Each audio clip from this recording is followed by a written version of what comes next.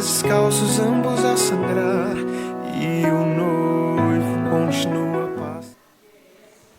Olá, muito boa noite, paz do Senhor Jesus a todos.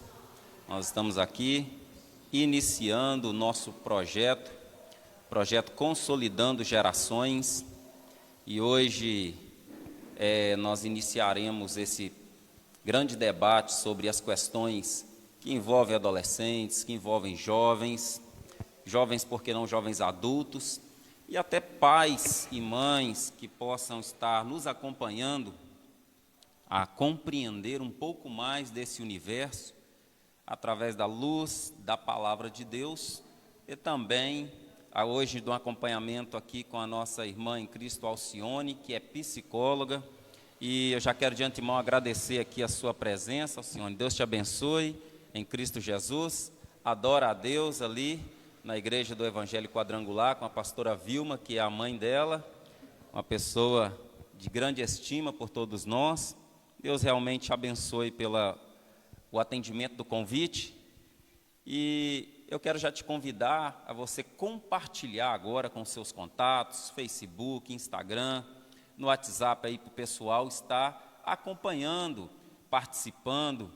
E hoje eu gostaria também de iniciar pedindo a você que à medida que o debate for ocorrendo, que você possa, talvez ali, ter uma dúvida, envie essa dúvida para nós. Nós temos aqui o Felipe, que está ali atrás, acompanhando. Se houver algum questionamento, alguma pergunta, nós procuraremos, dentro do tempo, é claro, falar, se não, posteriormente, responder esta pergunta. Mas é importante que você participe conosco para que possamos ter um processo dinâmico, um processo produtivo, tá bom? Deus em Cristo abençoe a todos nós. Pois bem, esta noite nós iniciaremos falando do processo que envolve o êxodo, ou a saída, mesmo que provisória, por algum tempo mais prolongado, ou até definitiva, de muitos adolescentes e jovens que, por algum motivo, ele abandona a fé, abandona a igreja, abandona a religião dos seus pais, que foi criado. Por que isso? O que acontece? Esse processo, como ele acontece na igreja. E hoje, dentro deste tema, que é uma multifaceta, porém hoje nós escolhemos um tema para discutir, dialogar aqui, que é: a igreja é hostil com aqueles que manifestam dúvidas?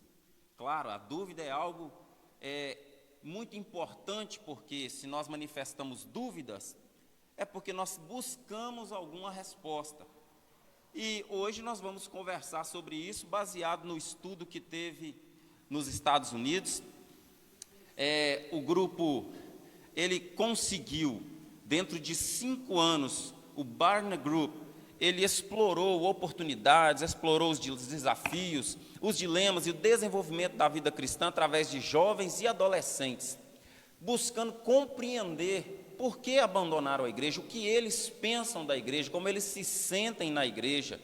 E nós vemos que há uma série de fatores que corroboram para esse êxodo, mas é interessante que o estudo, Alcione, não diz uma razão por si só.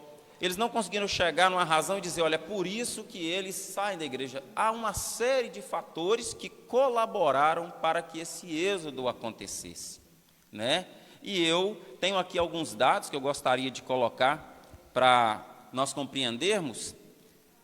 Eles têm aqui, em perguntas variadas, que foram feitas através dessa pesquisa, 23% eles acreditam que a fé que eles tiveram com a intelectualidade, elas se chocaram e não houve respostas para estas dúvidas na igreja, o que fez com que esses 23% abandonassem a igreja porque entenderam não achar resposta intelectual para a sua fé. Outros 18% dizem que a formação cristã não ajuda com a depressão e outros problemas emocionais. Isso é algo muito sério, né? Entre outras, a pesquisa mostrou que alguns líderes religiosos cometem 2 erros. Um é a minimização da situação e, por outro lado, a supercorreção da associação, ou a supercorreção da situação. Pois eles acreditam que essa desconexão ela vai acabar quando ficarem mais velhos e quando esses adolescentes, esses jovens tiverem filhos e uma vida estável, esses problemas que eles tiveram ali na adolescência, eles vão acabar. Isso é um erro muito grande, porque sem um tratamento, um acompanhamento, eu não acredito que isso venha a ter fim. Não é isso mesmo? É bom você mencionar isso, porque por mais que se fale que a adolescência ela tem um período para acabar, mas ela é determinante na vida do indivíduo. Observa que todo comportamento que o adolescente tende a ter nesse processo, ele leva para o futuro dele. Sim. Então, não é que vai acabar, ele vai ter as consequências. E por que não sanar esse movimento agora, na adolescência, para que não me gere nenhuma consequência?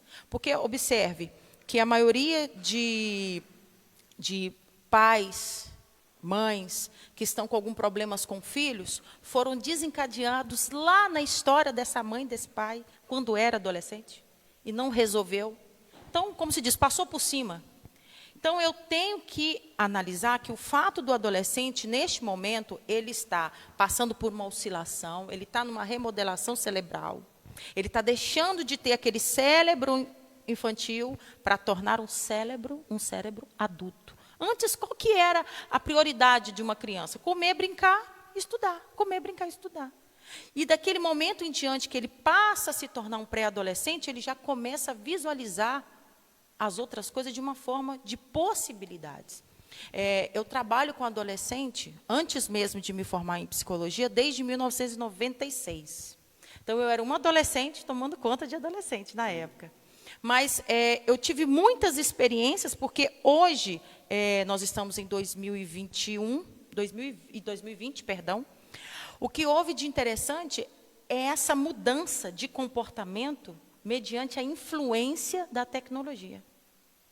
Em 1996, nós tínhamos, sim, todos esses processos de dificuldade, de entendimento, só que o que eu recebia era menos de informação.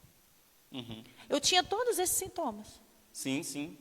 Hoje é uma cachoeira de informação. Sim. A pessoa ela vai ter uma série de transculturação muito rápida, em muito pouco tempo, através de um acesso. Hoje as pessoas se comunicam com o mundo todo, têm contato com diversas culturas, mesmo que cristãs, e isso acaba entrando em choque, porque ele está inserido em uma cultura e tem várias outras hoje disponíveis para ele visualizar e através dessas dúvidas que com certeza vão gerar se aonde ele está inserido, por que é tão diferente, por que é tão... tudo isso envolve as questões. Isso influencia demais, porque ele não tem a velocidade para acompanhar isso, porque ele está o quê? Se preparando. Ele não tem uma orientação para dar conta dessa demanda. Sim. Ele não tem. Então, muitas das vezes, esse processo que você disse que é melhor deixar para lá, né? Que com o tempo vai se resolver. Isso é engano. Isso é engano. Sim, sim. É necessário mudar agora, para que não se desencadeiem cidadãos adultos com problemas, com dificuldades em se relacionar, construindo famílias tóxicas, porque muitas famílias tóxicas são envolvimentos dos pais que passaram por famílias tóxicas e não foram compreendidos no processo da adolescência. Então, não é ignorar, porque isso tem uma fase, sim, compreendemos, Sim, claro, uma claro. fase. Né? O processo de remodelação é dos 12 aos 24 anos. Então, ele fica nesse processo de oscilar. Olha, a irritabilidade, a falta de constância. Então, hoje ele quer algo novo, amanhã ele já não quer aquilo, ele quer outro. Então, há uma necessidade dos pais se interagirem, porque os pais também passaram por isso. Só que cai no esquecimento. Sim, Cai no esquecimento. sim. Observa para você ver. Se todos nós trazemos à memória a nossa fase de adolescente, muitas coisas vocês esqueceram. Mas se você puxar, você falar, engraçado, eu passei por isso. Peraí, qual foi a minha dificuldade? Então, eu vou fazer isso e isso porque eu não quero que traga nenhum problema para o meu filho. Sim. Há uma pergunta muito interessante dentro dessa pesquisa, e o autor é Kahneman, que participa do grupo que fez a pesquisa, e até de uma universidade de pesquisa cristã nos Estados Unidos, na Califórnia. Há uma coisa muito interessante que ele coloca, ele fala, muitos pais e líderes, eles se perguntam como podem cultivar uma fé duradoura na vida dos seus adolescentes de uma forma mais eficiente. Ou seja, que esta fé ela seja progressiva, ela seja capaz de acompanhar os processos da vida dessa pessoa, na fase de adolescentes, de fase jovem adulto, e aí por diante, porque nós compreendemos que uma pessoa que tem o conhecimento da palavra de Deus e a sua fé é moldada e consegue se fazer com que essa pessoa adquira tal conhecimento, que ele consiga ter domínio da sua fase de vida, mesmo que no turbilhão de emoções, mas se ele tiver o princípio, se ele tiver bem norteado quanto à sua fé, é claro, nós acreditamos que ele pode passar por esses grandes problemas de uma forma mais amena, mais compreensível, né? E a própria Bíblia diz, em Provérbios 8, 9, o Senhor diz, olha, prefira a minha instrução do que a prata, e o conhecimento do que o ouro. Já no versículo 12 vai dizer que o temor do Senhor, ele é o princípio de toda a sabedoria. Ou seja, então todas as dúvidas que essa pessoa manifesta, nós temos que ter a mínima capacidade de ajudá-lo a ter o conhecimento junto à palavra de Deus e, por que não dizer, em alguns casos, com profissionais que possam ajudar no diálogo quanto às dúvidas, porque nós estamos falando de dúvidas aqui, uma série de dúvidas, tanto dúvidas quanto à fé, mas dúvidas da adolescência é um caso tão sério que na adolescência há adolescentes que ele fica uma confusão mental quanto à heterossexualidade, à homossexualidade, e ele fica como que levando isso como um tabu, porque ele não pensa que não pode, ele tem medo, não pode falar na igreja, não pode falar isso com o pastor, ele não pode falar. Isso é muito sério. O que você pode nos ajudar a compreender sobre isso? Isso começa desde criança. Se a família cultiva o hábito de conversar de maneira aberta sobre emoções, sobre todo tipo de assunto, na adolescência vai ser muito mais fácil para o adolescente se abrir e tirar as dúvidas. Eu vejo muito que hoje, graças a Deus, o contexto infantil das igrejas tem melhorado. Melhorou muito, muito. Eu estou inserida no contexto evangélico desde os 5 anos de idade. Mas quando você começa a tomar ciência, né? Então, eu vi que deu uma melhorada em relação a isso. Mas eu ainda vejo que o contexto familiar, na orientação dos filhos em relação aos pais, está ainda precária. Esse forçar o seu filho a aceitar Jesus, a ter Jesus, que às vezes cai na contradição quando ele vira adolescente. Porque quando ele vira adolescente, ele quer romper aquilo que você determinou a vida dele todinha, porque eu agora sou adulto. E se ele não aprendeu de forma otimista, positiva, a presença de Deus na vida dele, a primeira oportunidade que ele vai ter, ele vai, sair fora. Ele não vai querer ficar nesse contexto. Então, eu vejo que começar na infância, você trabalhando, cultivando os assuntos primordiais, família, emoções, o próprio processo religioso para a criança. Por quê? Porque muitos têm aproveitado a oportunidade de, quando se torna adolescente, para desvincular. E eu vejo um outro processo que, quando eu desvinculo desse processo, eu estou me tornando adulto, porque até então eu era obrigada a ir à igreja, eu era obrigada a sentar no banco, eu era obrigada ao tempo inteiro estar ali, e eu não experimentei a graça. Recentemente eu fui falar com uma adolescente um fato, porque ele não se sentia mais bem no contexto, estava se cobrando. Se cobrando. E eu tive de chegar com ele ao ponto de falar sobre a graça. Porque quando você recebe a graça, você não se cobra. A graça é pela graça que nós não somos consumidos. Sim. Então eu preciso mostrar para ele como adquirir a graça. Como receber essa graça. Porque o tempo inteiro eu tenho só o quê? Deveres, deveres, deveres, deveres. Eu tenho que fazer isso, eu tenho que fazer isso. E não é por aí. Existe um ser humano, uma estrutura. E eu preciso mostrar para ele de forma clara e objetiva os processos que podem lhe trazer uma consequência no futuro. Então, quando o adolescente chega a experimentar uma graça, ele fica estabilizado emocionalmente. Eu me lembro que na faculdade, eu entrei na faculdade um pouco mais de idade, e eu até mencionei com meus pais na época que eu entrei na faculdade na idade certa. Até mesmo por causa da maturidade. Sim, sim. Mas eu vejo situações de pessoas que estão novos, entram na faculdade, mas experimentaram a graça. Por quê? Porque desde lá, da infância, os pais sempre deram essa liberdade, sabe? Do filho falar sobre as emoções. Hoje eu não quero ir, pai. Por quê? Me explica. Pai, eu não quero ir por isso, isso, isso. Então vamos sentar que eu quero conversar com você sobre isso. Essa hostilidade que às vezes os pais têm de obrigar durante a vida inteira, vamos falar até os 10 anos, o filho de obrigado a ir à igreja, faz com que ele perca total sentido de permanecer nela. É muito importante, né, a gente analisar isso, porque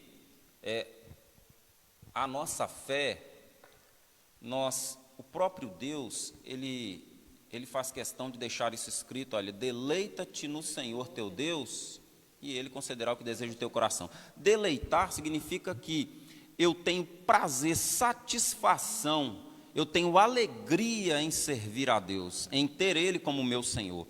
Muito mais do que dizer ao filho adolescente, olha, nós temos que estar lá na escola dominical, tem que estar no estudo bíblico, eu preciso passar para o meu filho ou para a minha filha, para esse adolescente, que eu me alegro em fazer isso de tal forma que essa alegria o contagie a desejar fazer o mesmo. É por isso que o testemunho ele fala muito alto, né, quanto a essa questão da graça, porque o que se diz em casa, os seus filhos, adolescentes, os nossos filhos, eles estão ouvindo. Sim. O modo que os seus filhos compreendem, a sua fala, ela não é tão absorvida quanto o seu comportamento. Você pode falar 300 vezes com uma criança de pega esse papel, pega isso. Ele não vai absorver, mas quando ele vê você pegando o papel e colocando no lixo, imediatamente ele vai copiar, colar, ou seja, ele vai fazer o movimento. Sim. Então, a atitude, muitas das vezes, que está faltando nos lares, é parar apenas de mencionar e praticar. Praticar. Eu escutei uma pessoa falando assim, não, eu não quero ficar na igreja mais, não. Por quê? Não, como meu pai, eu não quero ficar. Cai em contradição. Que coisa. Cai em contradição. E aí, é nessa fase que o filho entra como que eu quero dizer, se decepcionando com o processo religioso. Hoje nós temos muitas experiências dentro da igreja de adolescentes que estão envolvidos, daí a pouco essa pessoa tem-se notícia que ele entrou na marginalidade, está usando drogas. Esse processo desse envolvimento, onde nós poderíamos estar avaliando melhor o ponto, o momento certo de falar com esses adolescentes, conversar com ele, percebermos esse comportamento diferente, não só os pais, mas nós inseridos no contexto evangélico, para que possamos abordá-lo também, porque muitas vezes essa pessoa ele é oferecido droga na escola, droga na rua, droga no trabalho, droga em qualquer área que ele esteja envolvido, é oferecido isso, e em alguns casos há alguns assuntos que parece-me ainda ser um tabu de ser colocado na igreja. Para o líder, para o amigo, para a família, né, falar sobre isso. Então, qual Qual que seria o papel da igreja, dos jovens, do líder, do pastor, da família, no envolvimento com esse tipo de assunto? Você até já me deu até a resposta.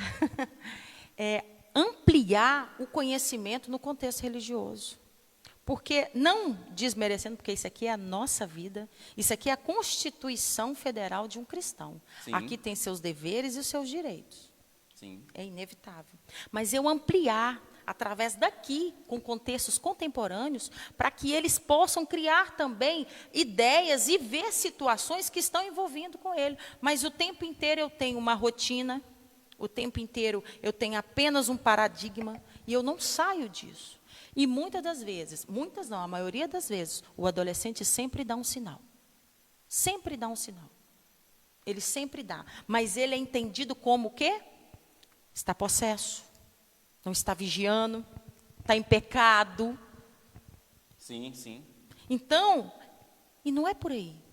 Eu preciso recolher esse adolescente, saindo desse estereotipo que já foi determinado de gerações e gerações, e saber criar uma empatia naquela situação em que ele se encontra. É que a gente percebe que muitas vezes cria-se um bloqueio, né? Para conseguir abordar esse adolescente, esse jovem. Muitos deles, como você disse, desses sinais, começam a se distanciar, começam a não querer estar mais próximo, e eu acredito que dentro desse contexto também cria-se um bloqueio ali de desenvolvimento de diálogo. É aí que nós deveríamos ter as técnicas, talvez posso dizer assim, corretas para abordagem, ou para talvez tratar isso de uma forma ampla, sem direcionar, ou que você acha que deveria, tem que direcionar assim, chamar essa pessoa que a gente já está vendo, para tratar diretamente. E não tratar de forma tão espiritualizada. Sim, Por sim. quê? Deixa eu te explicar. Todo o processo que o adolescente tem em relação ao afastamento, já se tem um rótulo de que está no pecado. Observa para você ver. Tirar isso, arrancar disso e procurar saber a necessidade que ele tem, porque ele já se encontra indigno de receber alguma compreensão ou o afeto de Deus. Ele se sente. Pensamentos que ele tem, as pessoas precisam entender que nós temos raiva, nós temos ódio, nós temos espírito de vingança, nós temos tristeza, são inerência do ser humano. Só que nós temos que trabalhar a remodelação. E esses sentimentos são inadmissíveis no contexto religioso, e ainda mais no adolescente, porque senão ele está possesso. É verdade. Infelizmente, há o que eu posso chamar aqui de uma hipocrisia religiosa. Sim. Que diz que você, uma vez aceitando a Jesus, a ideia que se tem é que você saiu desse corpo aqui, dessa matéria, e é transportado para um outro ambiente que você nunca mais pode ter contato com esse tipo de coisa. E, a bem da verdade, todos os dias nós sentimos emoções diversas, em que o que você mesmo diz, a palavra, ela modela o nosso caráter cristão para que nós possamos ter as ferramentas necessárias para aprender a lidar com esse turbilhão de emoções, controlando muitas pessoas. Quantos cristãos não sentem ira no trânsito, né? Está dirigindo, alguma coisa acontece, outros em qualquer outro tipo de ambiente. Então, isso é muito importante. E tem uma outra coisa que eu gostaria de te perguntar, que seria os pensamentos suicidas. Nós temos no nosso contexto cristão hoje um número alarmante de suicídios, de tentativa de suicídios, eu estou dizendo, de adolescentes, sim, de pessoas que deveriam pensar em toda uma vida, em toda uma construção, e de repente essa pessoa se vê no momento de tirar sua própria vida. E a gente vê que não há diálogo quanto a esse tipo de questão de forma mais dinâmica. Parece que a pessoa fala, não, eu estou com um pensamento de suicídio, não, é o demônio que já está tomando conta.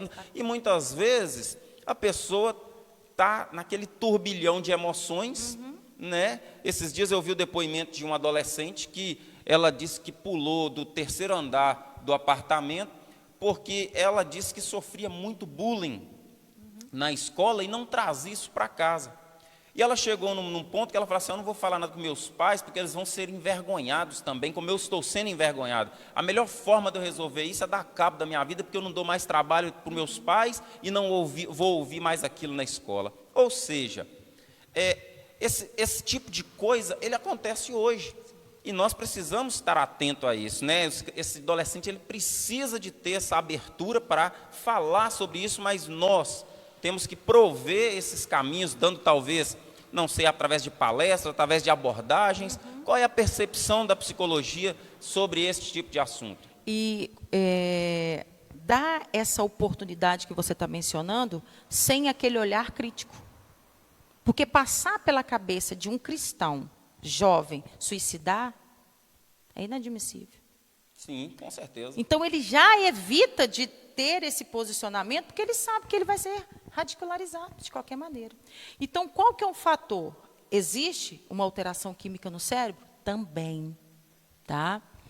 Nós temos, eu falo que é o quarteto fantástico, que são os neurotransmissores. Eles que me ajudam, que me auxiliam nessa estabilidade do meu humor.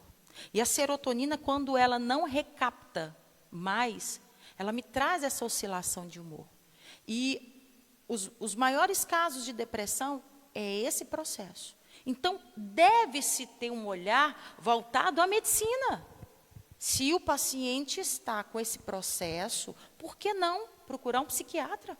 Vamos verificar o porquê? E ali ver o motivo a qual, se é só biológico ou se é também ambiental. E se for ambiental, a gente estruturar aquele ambiente. Sim, claro. E a igreja, qual o papel da igreja aí? Saber quais os motivos que está desencadeando isso. Não é acusar ele e fazer com que ele engula esse sentimento, que isso vai fermentar. E a qualquer momento, ele vai tentar, por mais fraco que seja a tentativa, um dia dá certo.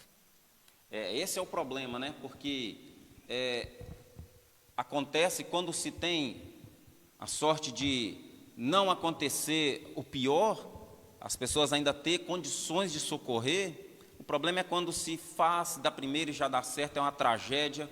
E muitas vezes os próprios pais ficam se perguntando, se culpando, porque aconteceu aquela situação num ambiente cristão, num lar cristão, onde as pessoas pregam a vida, e isso se torna quase que um peso a ser carregado, uma autoculpa sobre todo esse cenário. E o que nós deveríamos fazer é aquilo que você está dizendo, no meu entendimento, uma prevenção quanto a esses cenários, quanto a essas coisas que vêm acontecendo, já que dá os sinais previamente, a gente tem que estar atento a esses sinais, isso é muito importante. Outra coisa que eu percebo, Alcione, é que há muitos adolescentes que eles têm muitas, como está em um momento de emoções em nível altíssimo, tem a série de música, pode ouvir, não pode ouvir, festa, balada, os shows, o que é que eu faço, a igreja proíbe, eu vou, não vou, eu quero. E aí existe todo esse cenário, né, criado para esse adolescente. Nós entendemos, claro, que é muito difícil nós atingirmos uma perfeição como igreja no tratamento de tudo isso. Mas é possível, sim, nós termos um olhar diferente para esse tipo de situação, para quando esses adolescentes manifestarem essas dúvidas, nós termos o entendimento de abordá-lo, porque quando se manifesta uma dúvida é porque não está perdido, penso eu, né? Porque há ainda esperança de se resolver, porque quando se decide, já não, ele deixou a dúvida, ele deixou a incerteza do que ele queria fazer e partiu para fazer o que ele foi em direção, já resolveu. Já está, né, com o pensamento firmado, concreto, e já foi. É muito mais difícil até desse pai, dessa mãe, reverter essa situação, né? A pessoa se desvia, porque, gostei da balada e já foi. Então, como trabalhar essa situação dentro, claro, da luz da palavra de Deus e com as técnicas, aquilo que está em disposição para a gente trabalhar com esses adolescentes e jovens? Na realidade, eu vejo que a igreja ela não está preparada para o contemporâneismo. A palavra, sim. A palavra, sim. Você pode ver que essa palavra, você lê ela hoje, você lê amanhã, cada dia ela vem renovada para você. Mas o contexto igreja, ou seja, paredes, ela não está preparada para isso. Porque ela se priva, como você disse, de assuntos Sim. que poderiam auxiliar o próprio adolescente, porque o adolescente ele quer resposta. Ele não quer só, não vá. E resposta imediata, né? Ele quer resposta. Ele quer resposta o porquê, para onde, como é que é, todavia. E a igreja não está preparada para isso. A igreja tem apenas o quê? Uma doutrina. Não pode, que é pecado, e você vai para o inferno. Esse processo de falar que vai para o inferno, muito adolescente está querendo pagar para ver. Porque escutou isso durante a vida inteira. A vida inteira. E sempre se absteve de fazer algo, e muitas das vezes algo até saudável. Sim. Recentemente, uma moça quer entrar na academia, mas existe a música do mundo. E não é que você não possa, tá? Não é que você não possa. É Paulo isso. Paulo, quando escreveu as cartas, você pode tudo, mas nem tudo te convém. Nem tudo te convém, mas você tem que ter a clareza do que aquilo que não te convém. Enquanto você não tem esse conhecimento, e qual que é esse conhecimento? Eu busco através dessas orientações. O porquê que isso não me convém? Deixa eu saber porquê. Mas não vem tirar as dúvidas, vem intensificar as dúvidas. Sim. E aqui fora, eles tiram as dúvidas. De forma, eu vou falar com você, hipócrita. Porque se prega uma liberdade que não existe. Ninguém é livre, gente. Não existe liberdade. Você pode ver que se eu matar alguém, eu vou ser presa. E se, então por que eu não sou livre, eu não posso matar? Eu posso roubar. Mas se eu roubar, eu vou ser o quê? Eu vou ser presa. Então não existe uma liberdade. Não existe. Mas aqui fora se apresenta essa liberdade, a qual pode ter essa expressão representativa, tanto linguística ou quanto comportamental, aonde o adolescente se sente o quê? Confortável. Enquanto lá no contexto que é o religioso, que ele poderia ter toda essa liberdade, porque ele poderia se expressar o porquê, para onde, não é feito. O que é feito? É como se houvesse um tapete e eu jogasse debaixo dele. Aquela sujeira. Quase que... muitas das vezes, é mais fácil ignorarmos aquele momento e dar atenção à maioria que está indo bem, muitas vezes, porque isso dá trabalho. Dá.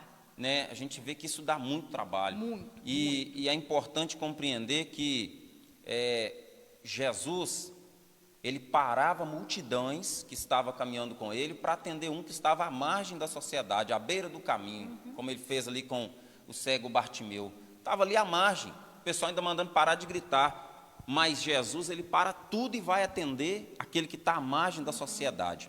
Então é importante nós compreendermos como igreja que existem momentos que se deve parar tudo para atender alguém que está ali à margem, talvez se fora do contexto, no sentido, às vezes ele está aqui dentro, mas fora do contexto. Então isso é a mesma coisa que dizer que ele está aqui com o corpo, mas a mente dele está flutuando em outra coisa, em outro lugar, em outras vibes aí, como diz a moçada, né? Então o que a gente tem que fazer é canalizar essa vibe aí que a moçada tem para aquilo que realmente edifica, constrói, né? O salmista Davi, ele fala com o Senhor, olha, cria em mim um coração puro, porque ele sabia que o coração dele passava coisas impuras, ele tinha, e a própria Bíblia diz que do coração procede as saídas para tudo. É no coração que as pessoas intentam o mal, mas é também do coração que se intenta fazer o bem, fazer coisas boas. E ele diz, e cria em mim um coração puro e renova em mim um espírito inabalável. Isso tudo pela palavra de Deus. Então é nesse ambiente que nós devemos estruturar esse adolescente, esse jovem, essa pessoa, porque senão, como a Alcione mesmo disse, se não fizermos isso aqui, ele vai ser estruturado, é claro, por um conhecimento deturpado, por uma obra totalmente controversa lá fora, porque lá ele expõe os medos e acha alguém para dar resposta sobre esses medos que ele sente, ele expõe frustrações e acha resposta para isso. Tudo é claro, de uma forma maligna, de uma forma deturpada, de uma forma de um conceito totalmente fora da palavra de Deus, mas tem até um certo ditado que diz o seguinte, que a pessoa se espelha em quem está mais próximo a ela. Então, se quem está mais próximo é alguém que deseja o bem, deseja que essa pessoa seja edificada e consegue imprimir este exemplo, ela será uma pessoa exemplar, né? Eu penso que nós podemos sim tratar isso de uma forma pormenorizada. Muitas vezes as igrejas são muito grandes, suntuosas, grandes templos. O pastor às vezes é tanto trabalho, precisa colocar alguém, mas nós temos que ter este olhar para esses pontos que muitas vezes estão soltos na igreja e que amanhã, muitas vezes, não vem mais à igreja e às vezes acontece de ninguém nem dar falta. Aquela pessoa ela vai se afastando, se perdendo da conexão cristã da igreja. Isso é muito importante porque Kahneman, o autor dessa pesquisa, ele diz o seguinte, que a igreja constrói uma relação de cima para baixo com hierarquia análoga à militar e perde a chance de gerar uma equipe de cristãos de todas as idades. Porque o reino de Deus, ele é composto de pessoas desenvolvendo uma função em cada ponto deste reino. Mas é uma equipe, não tem como alguém... Tem que ter alguém para gerir, tem que ter alguém mas tem que ter alguém também para poder estar ajudando a limpar, tem alguém para poder... Existem várias coisas que as pessoas fazem no mesmo ambiente, que é o reino de Deus, né? E é muito importante nós atentarmos para essa construção, para a gente colher outros frutos melhores, né? Porque até aqui diz que a igreja ela é uma das maiores aportadoras, né, de pessoas no mundo no sentido de resgate, mas existe uma porta aberta nos fundos, onde também se perde muitas pessoas para o crime, se perde muitas pessoas para as drogas, para a prostituição, para série de fatores. E nós precisamos de um olhar, penso eu que essa pesquisa veio num momento muito interessante, nós vamos falar sobre outros pontos aqui, que ele desperta o nosso entendimento para, neste século XXI, neste atual cenário de globalização, de internet, contextualização, nós precisamos estarmos mais atentos a estes detalhes, né? Propriamente os sinais, né? Sim. Tudo tem um sinal, sabe? Você entrou num processo aí de que do Bartimeu, não foi? Sim, sim. Eu me recordo aqui em relação àquela mulher que aqueles homens levaram ela até Jesus, achando que ele iria condená-la da mesma forma que eles estavam condenando. Mas por quê? Todos estavam o quê? Camuflados de seus sentimentos. Porque se você parar para pensar, aquele contexto, que ela era uma mulher de vida, né? Sim, sim. A prostituição era muito enraizada. Homens casados frequentavam aquele ambiente naquela época. Até hoje, mas naquela época era muito enraizado isso. E com isso, eles tinham uma intimidade na fala ao mencionar os fatos, a postura daquela mulher. E eles não tiveram a compreensão que eles estavam também se colocando no lugar dela, porque quando eu tenho intimidade com você, eu sei sobre você. Sim. Então, eles tinham intimidade com ela. Então, eles também estavam no mesmo lugar do que ela. Mas eles estavam o quê? Se reprimindo de seus pecados e mostrando o pecado do outro. Eu acho sensacional a fala de Jesus, quando ele não menciona que ela tem que ir lá atrás, limpar a bagunça que ela fez. Né? Vai lá, limpa lá, vai lá consertar, vai de casa em casa, pedir perdão. Não, ele falou com ela, vai e não pecas mais. Então, esse fator de reprimir os sentimentos e prejudicar, ou seja, não é essa palavra não, humilhar mesmo o sentimento do outro, somente do adolescente, faz com que ele se sinta como aquela mulher.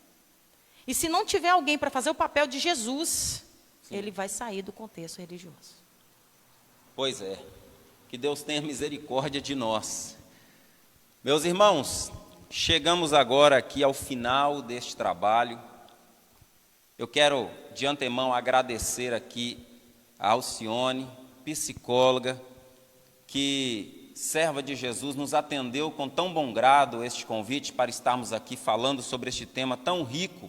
Poderíamos falar aqui horas sobre este tema, mas eu quero te encorajar e te convidar para na próxima quinta-feira, às 8h30 da noite, você esteja conosco, divulga aí, fala com os seus amigos. Nós vamos tratar aqui, chama os adolescentes, os jovens, fala com os pais, os irmãos, os primos, tios, fala com todo mundo, porque eu tenho certeza que nós colheremos muitos bons frutos dessas reuniões que teremos aqui. A palavra de Deus. Nós temos aqui, antes de terminar, por gentileza, quantas perguntas, por favor? Nós vamos responder 2 perguntas que foram feitas aqui e terminaremos. Fica conosco aí mais um minuto. A Ildete perguntou, ela quer saber como trabalhar como pai com seus filhos jovens e adolescentes que não frequentam a escola dominical e que sofrem com esse comportamento dentro desse contexto ministrado hoje. Entenderam a pergunta? Entendi. Sim. Entendi. A primeira coisa, eu preciso passar para o meu filho, porque através da minha experiência, ele vai se espelhar. Sim. Então, eu tenho que mostrar para o meu filho, não obrigando, não determinando, que eu estou sendo realizada naquele contexto. Eu estou realizada naquele contexto. Porque até então, os pais não verbalizam o quanto foi a escola dominical. Que prazer que eu descobri isso hoje, sabe? Chegou, colocou a Bíblia em casa e acabou. Sim. Sabe aquele ritual de acordar de manhã no domingo, colocar a Bíblia e ir para a escola? Não chega para ter aquele diálogo. Eu preciso estimular no meu filho o prazer de estar lá e não a obrigação de estar. Então, em antemão, vai ser difícil? Sim, é claro, principalmente se ele já tem um hábito de não ir. Mas eu preciso gerar nele o prazer. A propaganda é a alma do negócio. Sim, a motivação, né? Aquela que a gente estava dizendo. Sim. A pessoa tem que se sentir bem, falar, não, Sim. domingo eu vou para a escola bíblica dominical, porque o conteúdo de interesse né, é passado com interesse. Isso é muito importante, porque o conteúdo que é passado, através de quem é passado, diz muito na motivação que vai ser gerada em quem está participando. Na realidade, o pai, eu falo que o pai ele tem que criar situações para atiçar a curiosidade do filho. Exatamente. Sim, porque ele atiça a curiosidade, ele vai querer pagar para ver. E ele vai querer pagar para ver como? Indo nesse contexto. E uma outra coisa, mas eu vou ter que criar alguma coisa para chamar a atenção, para criar um interesse nele? Tudo na vida tem um interesse. A palavra interesse, ela foi deturbada, porque as pessoas entendem que estar interessado é algo ruim. Mas tudo tem interesse. Qual que é o nosso interesse de estar aqui hoje? Passar para as pessoas de casa informação. Claro. Qual que é o seu interesse de estar no contexto religioso? Porque você acredita que se você seguir o evangelho, você vai morar com Jesus no céu. Com certeza. Então, você tem que passar essa sensação, trazer isso para ele. Isso tem que ser motivo de alegria, de gozo, né? Isso mesmo. É isso aí. Próxima pergunta, por gentileza. A próxima pergunta é minha. Qual que seria a forma correta de se abordar um adolescente, um jovem, quando essa dúvida ela é vista tanto por ele, também por outras pessoas, como uma dúvida banalizada? Por exemplo, dúvidas sobre suicídio, como vocês comentaram no início aí. Uma pessoa perguntar sobre isso, um jovem, adolescente, muitas das vezes ela vai se sentir acuada. Sim. Qual que seria uma forma, vamos dizer assim, mais empática de se tratar com um jovem, adolescente isso, para que ele se abra mais? Porque eu acho que a grande dificuldade de jovem e adolescente, eu sendo jovem, é realmente se abrir, principalmente com os pais, né? Eles têm muito mais, como vocês dizem, de se abrir com amigos, de se abrir com as pessoas da rua, do que com os pais. Então, qual que seria a forma correta de abordar esses jovens, a fim de que eles se abram, de forma mais liberal, né? A primeira coisa, eu tenho que encorajar o jovem. Eu tenho que dar para ele a coragem, estar com ele naquele momento da coragem. Porque até então ele não tem coragem porque ele sabe qual que é o resultado. Vai ser criticado, vai ser banalizado. Mas eu encorajando o adolescente a essas perguntas, eu vou tiçar os outros adolescentes também. E com isso eu coloco aquele adolescente num papel de precursor de algum assunto.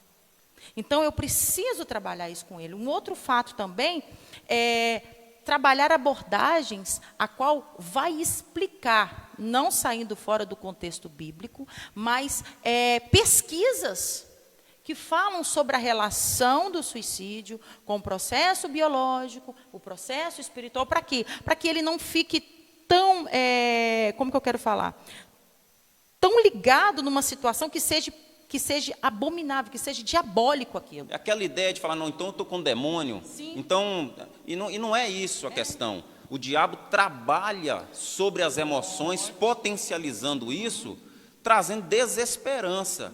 Ou seja, então o que nós devemos fazer é tratar isso de forma que a pessoa, como ser humano, ele compreenda que ele não está sozinho nisso. Isso acontece com muita gente, inclusive pessoas adultas. Porém, nós temos o Espírito Santo de Deus para nos auxiliar. E se for alguma coisa, questão fisiológica, nós temos profissionais capacitados, cristãos, servos de Deus, que podem trazer um remédio, no sentido, vamos dizer aqui, literal, humano, para alguma dor, mas também trará um remédio espiritual que vai lhe ajudar a estruturar a sua vida e os seus emocionais, a sua emoção, para conseguir visualizar de outro ângulo o problema que você está vivendo. Isso acontece muito com quem está ansioso com esses problemas, né? Então, encerramos as perguntas? Ok. Então, mais uma vez, nós vamos agradecer ao Sione.